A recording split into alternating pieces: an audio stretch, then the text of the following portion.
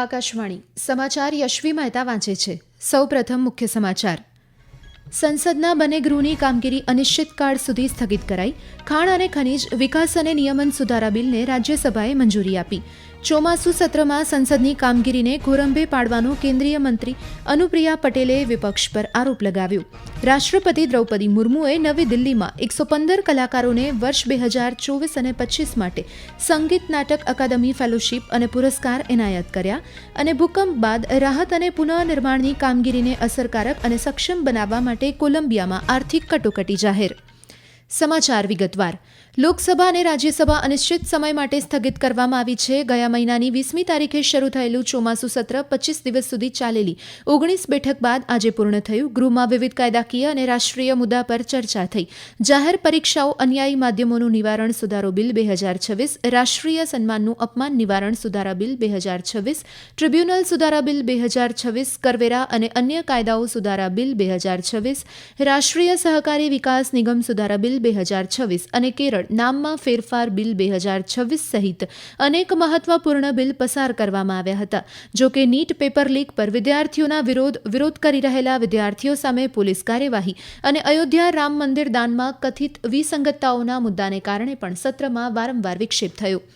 સંસદે ખાણ અને ખનીજ વિકાસ અને નિયમન સુધારા બિલ 2026 પસાર કર્યું છે અને રાજ્યસભાએ આજે તેને મંજૂરી આપી છે. આ બિલનો ઉદ્દેશ્ય ભારતના ખાણકામ ક્ષેત્રને વધુ કાર્યક્ષમ, રોકાણ મૈત્રીપૂર્ણ અને દેશની મહત્વપૂર્ણ ખનીજોની વધતી જતી માંગને પૂર્ણ કરવા માટે સુસજ્જ બનાવવાનું છે.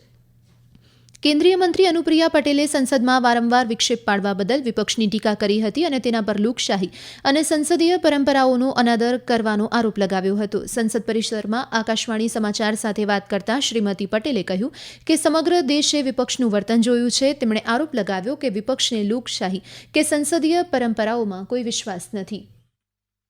लोगों की लोकतंत्र में, संसदीय परंपराओं में कहीं कोई आस्था नहीं है, ना ही ये पार्लियामेंट्री डेमोक्रेसी का कोई सम्मान करते हैं. इन्होंने जब जो कहा सरकार ने माना और पहले दिन से कहा कि हर प्रकार की चर्चा के लिए हम तैयार हैं. लगातार इन्होंने पेपर लीक के संबंध में जो विषय उठाया उस पर चर्चा हुई. पार्लियामेंट्री अफेयर्स मिनिस्टर ने भी इनसे कहा कि आप सीट पर जाइए, हम देर रात तक चर्चा करेंगे, लेकिन इनकी कोई मंशा नहीं थी. इन्हें सिर्फ शोर शराबा करना है, हंगामा करना है और ये बहुत ही दुर्भाग्यपूर्ण है. રાષ્ટ્રપતિ દ્રૌપદી મુર્મુએ નવી દિલ્હીમાં એક વિશેષ સમારંભમાં 115 કલાકારોને 2024 અને 25 માટે સંગીત નાટક અકાદમી ફેલોશીપ અને પુરસ્કાર એનાયત કર્યા હતા. સંગીત, નૃત્ય, નાટ્ય, લોક અને આદિવાસી કલા, કઠપૂતળી, પરંપરાગત નાટ્ય અને અન્ય ક્ષેત્રમાં ઉત્કૃષ્ટ પ્રદાન બદલ કલાકારોને આ એવોર્ડથી સન્માનિત કરાયા હતા. દેશના અલગ અલગ રાજ્ય અને કેન્દ્રશાસિત પ્રદેશના અર્પણ કરાયેલા પુરસ્કારમાં અકાદમી ફેલોના સન્માનમાં 3 લાખ રૂપિયાની પર્સ મની, જ્યારે અકાદમી પુરસ્કારમાં 1 લાખ રૂપિયાની પર્સ મની ઉપરાંત તામ્રપત્ર અને અંગવસ્ત્રમ એનાયત કરાયા હતા. આ સમારંભમાં રાષ્ટ્રપતિ દ્રૌપદી મુર્મુના હસ્તે ભારતીય રંગમંચમાં નિર્દેશનમાં યોગદાન બદલ ગુજરાતના કપિલદેવ ચંદ્રકાંત શુક્લને વર્ષ 2025ના સંગીત નાટક અકાદમી પુરસ્કારથી સન્માનિત કરાયા હતા. ઝારખંડમાં 14મી જીપીએસસી પરીક્ષામાં કથિત ગેરરીતિઓને લઈને ઉમેદવારોના વિરોધ પ્રદર્શન ચાલુ છે. પરીક્ષા પ્રક્રિયામાં પારદર્શિતાની માંગ અને વિદ્યાર્થીઓ પર લાઠીચાર્જ હવે રાંચીના રસ્તાઓથી દિલ્હીના સંસદ ભવન સુધી પહોંચી ગયો છે.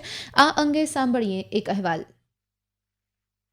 14वीं जेपीएससी परीक्षा में कथित विसंगतियों की निष्पक्ष जांच और दोषियों के खिलाफ कार्रवाई की मांग को लेकर अभ्यर्थी पूरी तरह लामबंद हैं. इसी कड़ी में रांची में जेपीएससी जेएसएससी रिफॉर्म मंच की कोर कमेटी की एक अहम बैठक हुई. बैठक में आंदोलन की आगे की रणनीति पर गहन चर्चा की गई और छात्रों ने मांगे पूरी होने तक अपना प्रदर्शन जारी रखने का संकल्प दोहराया. भारतीय जनता पार्टी के सांसदों ने संसद परिसर में प्रदर्शन कर झारखंड सरकार के खिलाफ कड़ा विरोध जताया और पूरे विवाद की सीबीआई जांच कराने की मांग दोहराई. आकाशवाणी समाचार के लिए रांची से मैं पूनम.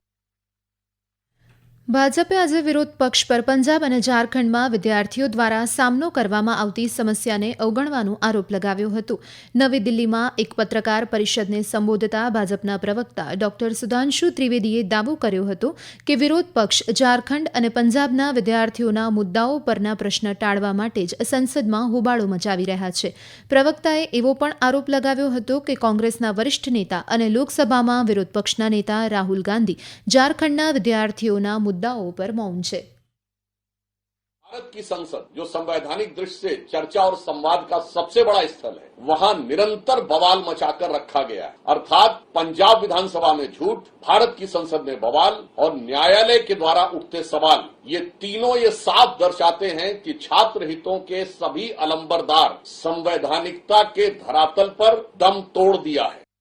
આ સમાચાર આપ આકાશવાણી પરથી સાંભળી રહ્યા છો। આ સમાચારનું જીવંત પ્રસારણ આપ અમારી YouTube channel AIR news Gujarat પર પણ સાંભળી શકશો। વધુ સમાચાર માટે અમારી વેબસાઇટ newsonair.gov.in/gu અને અમારા એક્સ હેન્ડલ AIR_news_ABAD ને ફોલો કરશો। લાઇબેરિયાના વિદેશ મંત્રી સારા બેસોલો-ન્યાન્તી આજથી 2 દિવસ ભારતની સત્તાવાર મુલાકાતે નવી દિલ્હી પહોંચ્યા છે। આજે તેઓ હૈદરાબાદ હાઉસ ખાતે વિદેશ મંત્રી ડોક્ટર એસ જયશંકરને મળશે। વિદેશ મંત્રાલયે એક સોશિયલ મીડિયા સંદેશમાં જણાવ્યું હતું કે આ મુલાકાત ભારત અને લાઇબેરિયા વચ્ચેના સૌહાર્દપૂર્ણ અને ગાઢ સંબંધોને વધુ મજબૂત બનાવવાની તક પૂરી પાડે છે। વિદેશ મંત્રાલયના જણાવ્યા અનુસાર લાઇબેરિયા ભારતની duty free tariff preference scheme હેઠળ આવરી લેવામાં આવ્યું છે, જે ભારતમાં લાકડા, વનસ્પતિ તેલ, રબર અને અન્ય ચીજ વસ્તુની નિકાસને સરળ બનાવે છે। હાલમાં 200થી વધુ ભારતીય કંપની લાઇબેરિયામાં ઓટોમોબાઈલ, ખાણકામ, આરોગ્ય સંભાળ, ઇલેક્ટ્રોનિક્સ અને ફાર્માસ્યુટિકલ્સ સહિત વિવિધ ક્ષેત્રમાં કાર્યરત છે।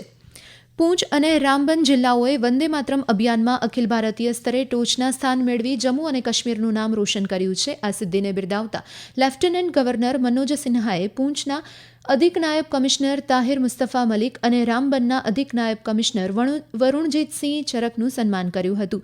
આ સન્માન પૂંચ અને રામબનના લોકોની ઉત્સાહજનક ભાગીદારી અને અભિયાનને સફળ બનાવવામાં જિલ્લા વહીવટીતંત્રના સમર્પિત પ્રયાસને પ્રતિબિંબિત કરે છે।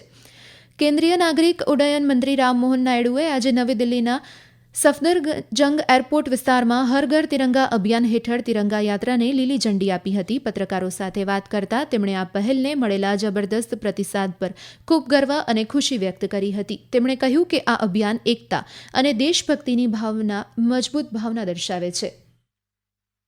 मुझे बहुत खुशी है और गर्व भी है। आज हमारे मंत्रालय में हमने तिरंगा यात्रा निकाला। ये हर घर तिरंगा कार्यक्रम हर राज्य में, गांव में व्यक्ति इसमें जुड़ रहा है। ये बहुत ही प्रेरणादायक है और ये जरूरी भी है। हम विकसित भारत 2047 तक जो हमारा लक्ष्य आदरणीय प्रधानमंत्री जी के नेतृत्व में हम आगे बढ़ रहे हैं, उसको पाने के लिए हमें एक साथ आगे बढ़ना चाहिए। કોલંબિયાના રાષ્ટ્રપતિ એબેલાર્ડો દે લા એસ્પ્રિએલાએ શક્તિશાળી ભૂકંપ બાદ રાહત અને પુનઃનિર્માણ માટેની કામગીરીને અસરકારક અને સક્ષમ બનાવવા માટે આર્થિક કટોકટી જાહેર કરી છે। અધિકારીના જણાવ્યા મુજબ ભૂકંપમાં 265 લોકો માર્યા ગયા છે અને 3494 લોકો ઘાયલ થયા છે।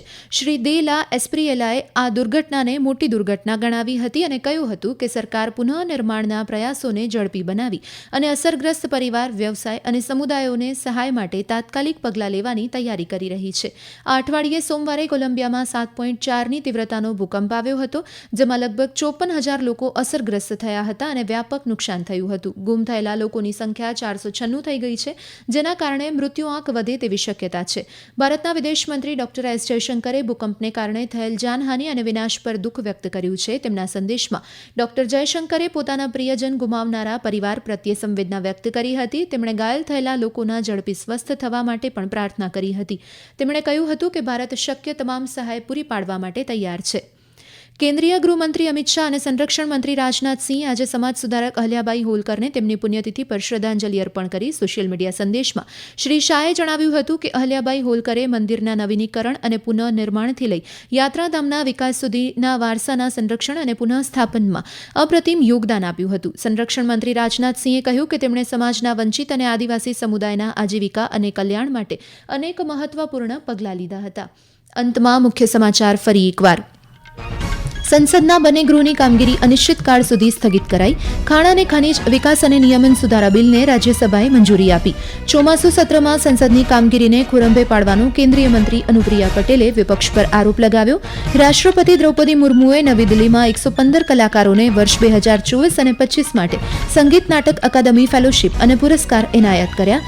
અને ભૂકંપ બાદ રાહત અને પુનઃનિર્માણની કામગીરીને અસરકારક અને સક્ષમ બનાવવા માટે કોલંબિયામાં આર્થિક કટોકટી જાહેર। આ સાથે જ આકાશવાણી પરથી સમાચાર પૂરા થયા। હવે પછી આપ બપોરે 2:30 પ્રાદેશિક સમાચાર સાંભળી શકશો। નમસ્કાર।